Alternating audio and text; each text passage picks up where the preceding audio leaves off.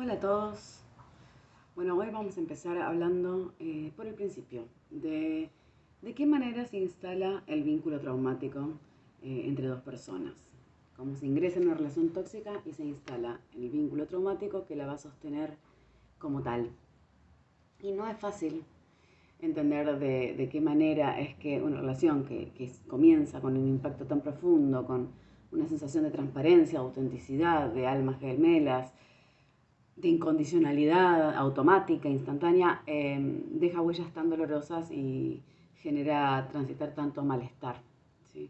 Entonces es importante por eso comprender de qué manera interactúan ciertos elementos para conformar lo que es traumático acerca del vínculo. ¿Sí? En general los elementos son los mismos, más o menos van a interactuar de una manera determinada para instalar este patrón de relación. Es muy difícil darse cuenta donde uno está ingresando cuando en el inicio el otro es todo lo que uno esperaba. ¿Sí? La sensación de haber encontrado al fin a esa persona que es la indicada, la elegida, que sentí que era mi molde perfecto. Entonces, hay que entender que cuando hablamos de relaciones abusivas o tóxicas, en realidad lo que estamos hablando es de un vínculo en el que se da todo un patrón que empieza por que la otra persona, la persona que tiene el perfil manipulador, comienza mostrando su faceta más angelical, más amable, más idealizable, que no es el automarketing clásico que usamos nosotros para vendernos, mostrar lo más lindo nuestro, pero sin negar lo negativo, sino tratando de fomentar lo positivo. Cuando conocemos a alguien, ¿no? Es normal, es natural, es esperable. Esto es como un personaje montado en función de la escucha, del discurso de la otra persona, en función de sus intereses, en función de su historia, de sus expectativas, de sus vulnerabilidades. Con más o menos conciencia de este personaje que están montando, van a mostrar toda una parte que complazca, satisfaga y haga sentir que completa y cubre todas las necesidades emocionales del otro. Entonces, es como una caricia a la propia vulnerabilidad, ¿no? De pronto aparece alguien que puedo ser transparente, puedo mostrarle mis peores oscuridades, puedo decirle lo que no quiero que me lastimen y se demuestra que no me está lastimando. ¿Cuánto tiempo es la pregunta, no? Eh, Muchas veces cuando uno está en un momento particularmente de crisis vital o le está atravesando algo en su vida o cuando su patrón vincular suele ser de dependencia afectiva, es mucho más probable que se quede en un vínculo en el que empieza a notar estas cuestiones de que cae esta máscara, que cae esta realidad que se mostraba como tal y sin embargo desestimar esto por una cuestión de ya sea crisis en el momento presente, de no poder, acompañándose con la manipulación que estamos recibiendo, estar como un poquito más permeables por la situación de la vulnerabilidad que estamos atravesando X o por una tendencia personal construida a lo largo de la vida, ¿no? A tener vínculos de dependencia. Las personas están en este vínculo y empiezan a sentir que hay una hilacha que se empieza a mostrar. En general se naturaliza bastante y no se mira mucho porque se mostró tanto de lo grandioso antes que es doloroso y es desconcertante. Entonces se naturaliza como, bueno, estaría cansada, estaría cansado, pasaba esto.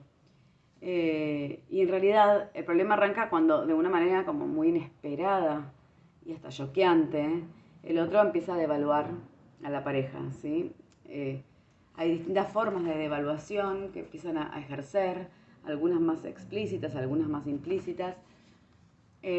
Básicamente lo importante es entender que este tipo de personalidades que tienen un perfil de manipulador fuerte, lo que les pasa es que se aburren fácilmente y necesitan estímulo constante, estímulo emocional, también necesitan sentirse en control, bajo control del otro. Entonces van a comenzar a tener ciertas actitudes que van a ser más o menos agresivas, o sea, van a ser agresivas, pero van a parecer más o menos agresivas. El más clásico y doloroso es la agresividad pasiva.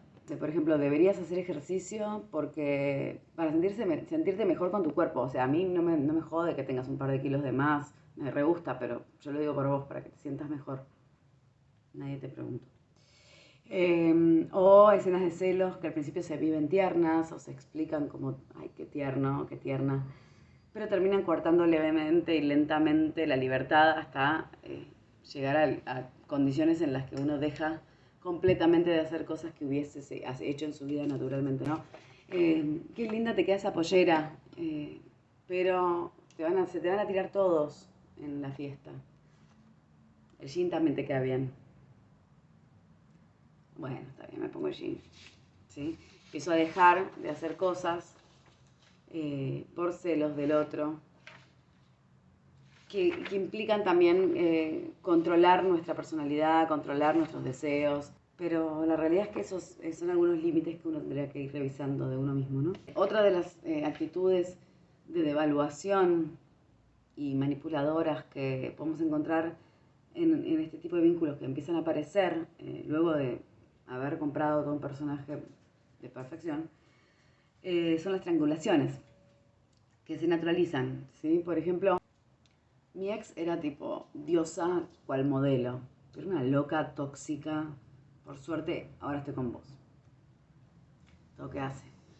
Me comparo con la ex, comparo si soy diosa, comparo si soy más fea, comparo si soy más tóxica, si tengo que ser menos tóxica, me va a elegir igual si hago algo mal. Bueno, nada, instala una suerte de miedo, una suerte de desconfianza sobre uno mismo que va entrando a carcomer la autoestima. Sería mucho más linda que yo, esta ex, etc. Otra cuestión que se utiliza es el distanciamiento emocional y comunicacional, ¿sí? ¿Esto qué es? Había una cierta dinámica en este vínculo, una cierta dinámica que se conocía como tal, ¿no? Como todos los días hablamos en tal horario, o la interacción es de tal forma, cuando vos me mandás tales cosas, yo te mando tales otras, y ya más o menos me voy acostumbrando que pese a que fuese una dinámica un tanto intensa en exceso, era una dinámica que era conocida e instalada como normalizando en la pareja. De pronto, esta persona, en el afán de devaluar, en el afán de generar como cierto conflicto para entretenerse o para asegurarse el control, empieza a aparecer ahora en este momento el clavado de vistos, el gosteo, el estoy en línea pero no te miro el mensaje tuyo, y a instalar como toda esta cuestión de preocupación en el otro. Entonces, otra de las cuestiones que aparecen en esta etapa es que comienzan a ser muy incipientes las discusiones. Y las discusiones pueden ser tanto porque esta persona con el perfil manipulador está generando conflicto y discusión porque está aburrida, aburrido, porque quiere chequear cuánto puede controlarte o hacerte reaccionar. Vos empezás a notar estos distanciamientos, estas agresiones pasivas, estas triangulaciones, ciertas cuestiones y empezás a reclamar. A mí devuélvanme lo que me habían vendido al principio. Entonces, bajo este reclamo, el otro se queja, se enoja y es tu culpa. Y ahí se empiezan a dar discusiones circulares, ¿sí? Si yo te voy a pedir algo que valide mi forma de sentir, mira, la verdad que me hace sentir disminuida o me siento rara de que esté tu ex siempre en la conversación, o no me gusta que no me contestes un mensaje o me claves el visto o que tardes un montón de horas en contestarme cuando estás en tu casa. Estás loca, sos una dramática, sos una exagerada, estamos bien así, ¿para qué hinchas? No te das cuenta que generaste un conflicto y al final nos terminamos peleando. Estoy harto de que me digas que tengo todos los defectos y ninguna virtud. Me siento siempre criticado. Soy una víctima. Listo, se dio vuelta la tortilla, se hizo circular la discusión y se invalidó completamente tu reclamo. Se me echa el gaslighting, que es este cambio de percepción, ¿no? Como esta distorsión de la percepción del otro en función de la realidad. Como haciéndote dudar hasta de vos mismo y de lo que viste, percibiste, sentiste, si es correcto, si te estarás equivocando. Se da mucha negligencia respecto de las propias necesidades emocionales, ¿sí? A diferencia que al principio, que era donde están todas cubiertas. Este cambio de actitud va a desconcertar mucho, ¿no? Esta dinámica de evaluación. Entonces, va a instalar el gran pegamento del vínculo traumático, que es la disonancia cognitiva. Esta cuestión de estar divididos en dos partes, en función de lo que fue el vínculo y lo que es ahora, en función de quién es el otro, quién creí que era, qué me mostró y quién estoy viendo que es en determinado momento. Y en función de uno mismo, ¿no? Como quién era yo antes y quién estoy yo siendo ahora. El tema es que es tan doloroso y gatilla tantas heridas infantiles, inclusive esta disonancia, que para afrontarlas muchas veces se inicia por la negación, ¿sí? La justificación, las autoexcusas, que quizás yo hubiera sido mejor pareja, o quizás yo tendría que haber notado que a la otra persona le iba a importar tal cosa, o quizás yo tendría que entender que está tan cansado y deja el celular en cualquier lado cuando llega.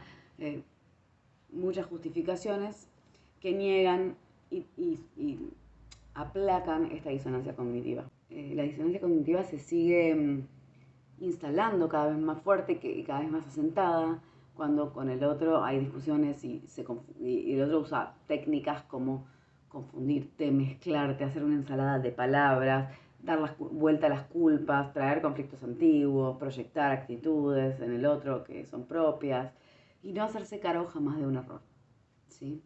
Entonces, en esa instancia te sentís atrapada o atrapado y dudas de vos misma. Entonces, de esta manera baja tu autoestima automáticamente y cada vez eso es un circuito de retroalimentación de la baja autoestima. Porque te seguís quedando ahí y volvés a verlo y volvés a notar todas estas cuestiones y comparás y volvés y te quedás, volvés a buscar la tranquilidad en ese vínculo y esto vuelve a disminuir la autoestima propia porque se suma la vergüenza también. Es como muy duro. Con tal de aplacar, de apaciguar este dolor que genera la disonancia cognitiva y que genera el estrés de estar en conflicto, en general se termina dando el brazo a torcer. ¿Sí? Esto quiere decir, sí, se le da el control a la persona que manipula para que se restituya el balance, habiendo bajado la vara muchísimo o estirado la vara, uno se tiende a conformar, naturalizar otras cuestiones, sentir que la calma llega a través de actitudes mucho más pequeñas, solamente con sentir que el otro está ahí, que en otro momento hubiera sido un bombardeo amoroso, hubiera sido otra cosa. En este momento, a partir de que se instala este circuito intermitente, el bombardeo amoroso pasa a ser que te den algo de bolilla, ¿no? Y en este afán de mantenerse en el estado de tranquilidad y de calma, se empieza a caminar sobre cristales con el otro, se empieza a manejar desde el miedo que se instaló, de que el otro vaya a reaccionar mal, de que sea impredecible y de que yo estaré equivocándome. Porque yo siento que soy una persona que se equivoca mucho, en casi todo, como cosas que quizás nunca me hubiese cuestionado de mí. Entonces, acá es donde se reinicia el circuito. Se da por esta repetición intermitente del circuito, en que te anclas a algo que odias, pero necesitas al mismo tiempo. Y esto tiene un fundamento, una base que es anatómica, que es química a nivel cerebro. Y sucede porque en el primer momento de bombardeo y en los siguientes cuando se reeditan, se liberan muchísimas hormonas de bienestar, de felicidad, de placer, la oxitocina, la dopamina, la serotonina. Y después vienen picos de estrés muy altos, muy fuertes y muy desconcertantes, en el inicio muy choqueantes, que se necesita como disminuir, ¿no? Cuando entra a liberarse tanto cortisol y tanta adrenalina al mismo tiempo, el cuerpo busca y pide regularse. ¿Y cómo aprende a regularse en este tipo de vínculos? Que están digitados por alguien que manipula, ¿no? Y lleva en esta cadencia. Aprende a regularse en el vínculo que justamente lo generó. Entonces esto es algo que aprende el sistema de recompensa cerebral, ni siquiera es algo teórico, ni lógico, ni cognitivo. El cerebro aprende que en ese mismo vínculo en el que se generó tanto estrés y tanto malestar, es el que va a permitir calmar más rápido y volver al estado basal. ¿Sí? Entonces anestesia el dolor, es como una oxitocina intravenosa que genera este tipo de vínculo específico, que uno lo traduce en decirle conexión profunda, ¿sí?